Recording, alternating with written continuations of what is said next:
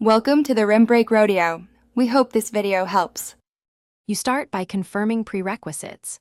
Update Pubg and your device OS so checks aren't failing on version mismatch. Once updated, disable overlays like Discord and GeForce Experience because they trigger anti-cheat false positives. Then restart your device and router to clear locked files and stale network sessions.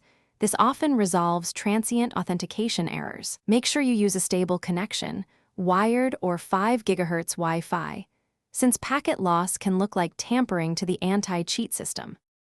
Next, repair integrity.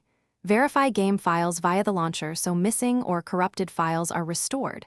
Reinstallation only if verification fails. Then check the anti-cheat service. For example, Easy Anti-Cheat. Ensure it's installed, updated, and running. Reinstall its driver if needed.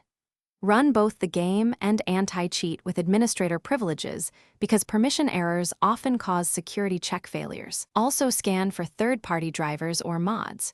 Remove or roll back any unsigned or conflicting. To finish, clear temporary files and DNS cache, then reboot again so the anti-cheat starts cleanly.